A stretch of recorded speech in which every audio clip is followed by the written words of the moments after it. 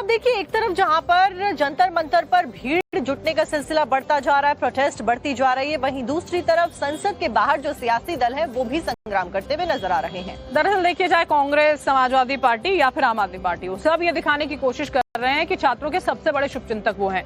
अब सरकार ये कह रही है कि वो भला चाहते हैं, छात्रों कौन से बातचीत करेंगे। अब ऐसे में सवाल यही बढ़ा कि वाकई में सच्चा हितैषी इनका है कौन।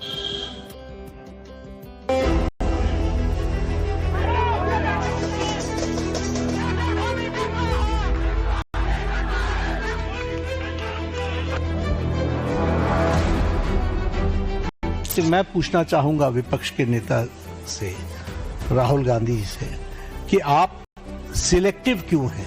हमें लगा कि अगर हिंदुस्तान के स्टूडेंट्स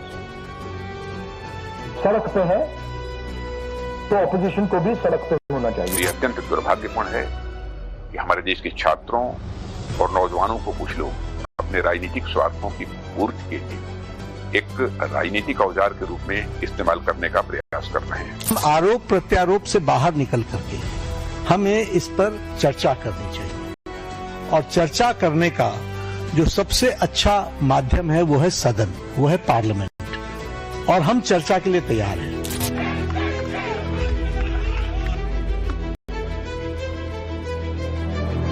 सत्ता पक्ष और विपक्ष कह तो रहा है कि वो इस गंभीर मुद्दे पर चर्चा के लिए तैयार हैं, लेकिन चर्चा हो तो हो कैसे?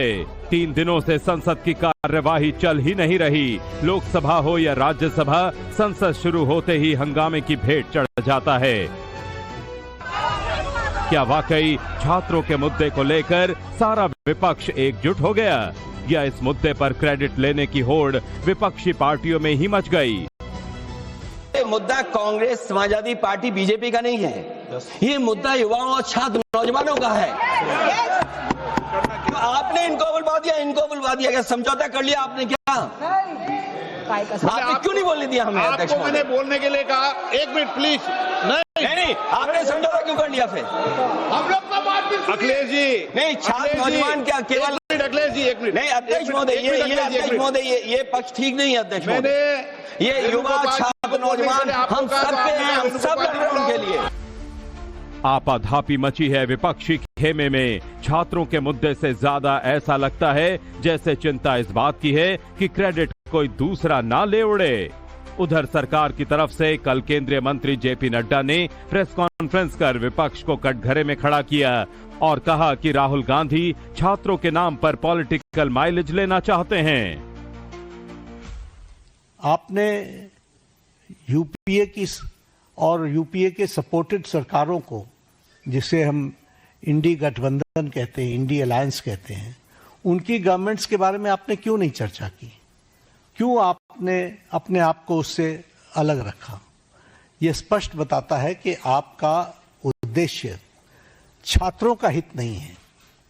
आपका उद्देश्य एजुकेशन में बढ़ोतरी हो, एजुकेशन की क्वालिटी में बढ़ोतरी हो, स्टूडेंट्स को जस्टिस मिले, इसमें आपका इंटरेस्ट नहीं है। आप स्टूडेंट्स के विषयों को, डिमांड्स को लेकर के आप पॉलिटिकल माइलेज लेना चाहते हैं, राजनीतिक रोटियां सेकना चाहते हैं, जो कि दुर्भाग्यपूर्ण है। धर्मेंद्र प्रधान एक सिंबल है। Dharmendra Pradhan is a symbol,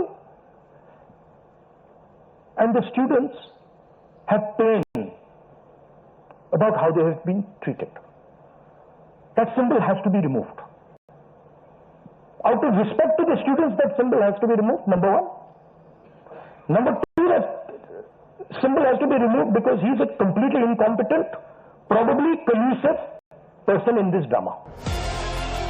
Lok Sabha में विपक्ष के नेता राहुल गांधी 3 मांगों पर अड़े हैं। राहुल गांधी ने कहा कि सबसे पहले शिक्षा मंत्री धर्मेंद्र प्रधान से तत्काल इस्तीफा लीजिए।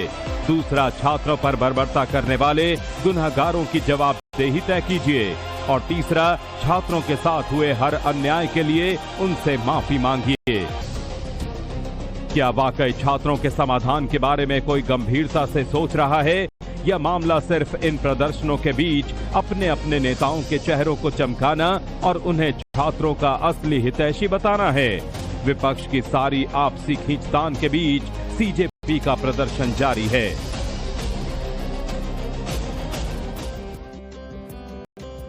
आज मॉनसून सत्र का चौथा दिन है और देखिए आज भी पूरे हंगामे होने का आसार हैं, क्योंकि लगातार सरकार ये कह रही है कि विपक्षी पार्टियां छात्रों को टूल किट बना रही हैं। इस सब के बीच में जो प्रेस कॉन्फ्रेंस जेपी नड्डा के द्वारा की गई थी उसके ऊपर भी सवाल खड़े कर दिए गए हैं पवन खेड़ा के द्वारा, कांग्रेस के द्वारा।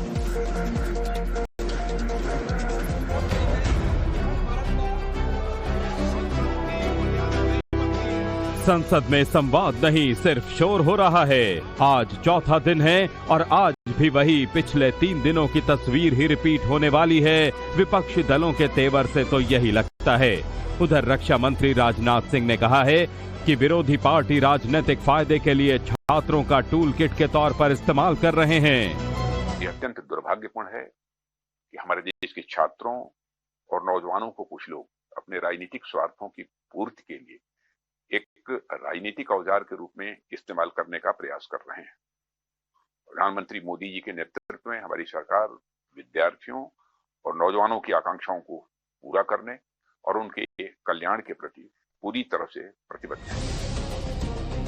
उधर केंद्रीय हेल्थ मिनिस्टर जेपी नड्डा ने भी कहा है कि हम सदन में चर्चा के लिए तैयार हैं। हमारे छात्रों के साथ अन्याय ना हो, यही हमारी मंशा है। भारतीय जनता पार्टी और एनडीए इस विषय को लेकर बहुत गंभीर है। लोकसभा में 12 घंटे और राज्यसभा में कम से कम 18 घंटे चर्चा हो।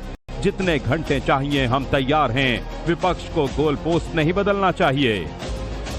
भारतीय जनता पार्टी एनडीए इस मामले में मोदी जी के नेतृत्व में बहुत गंभीर है और बहुत गंभीरता से हमने इन विषयों को लिया है और इसीलिए हमने चाहा है कि संसद में इसकी चर्चा हो।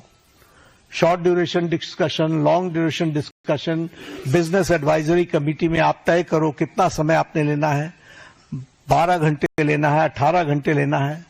राज्यसभा में मैं लीडर ऑफ द हाउस के नाते मैंने हमेशा इस बात को माना है कि जो विपक्ष जितने आवर्स तय करे हम चर्चा के लिए तैयार हैं, सरकार चर्चा के लिए तैयार है और विपक्ष को इस बात को ध्यान में लेकर के उसे गोल पोस्ट नहीं चेंज करना चाहिए। हम आरोप नहीं लगा रहे हैं, आरोप प्रत्यारोप नहीं होना चाहिए। हम इस समस्या का किस तरीके से निदान कर सकते हैं उसके बारे में हमको सोचना चाहिए। उधर कांग्रेस नेता पवन खेड़ा ने जेपी नड्डा के इस प्रेस कॉन्फ्रेंस पर ही सवाल उठा दिए। सुनिए पहले खेड़ा ने क्या कहा। पहली बात तो यह समझ में नहीं आता कि नड्डा जी का शिक्षा मंत्रालय से क्या काम है। ये सरकार बड़ी अनोखी सरकार है। ट्रेन एक्सीडेंट्स होते हैं तो रक्षा मंत्री सामने आके जवाब देते हैं। पेपर लीक हो रहा है तो नड्डा जी स्वास्थ्य मंत्री आकर जवाब दे रहे हैं कि कैसी, और प्रधानमंत्री चुप है ना, जवाब देते ही नहीं हो तो सवाल सुनते नहीं, जवाब देते नहीं, वो मन की बात करते हैं। ये कैसी सरकार है। फिर कहते हैं राजनीतिकरण नहीं करो। आप नौजवानों पर लाठियां बरसाओगे, लड़कियों के कपड़े फाड़ोगे, पैलेट गन्स चलाओगे, शॉक बेटन चलाओगे, वाटर कैनन चलाओगे, आंसू गैस, लाठी, सब कुछ करोगे और विपक्ष चुप बैठा रहे। आपको क्या एक पालतू विपक्ष चाहिए? तो पालतू विपक्ष तो आपको मालूम है ना कौन कौन सी पार्टियां जो पालतू विपक्ष है। करिए ना उनसे बात, हम भी जानते हैं, आप भी जानते हैं। ये विपक्ष तो चुप नहीं रहेगा।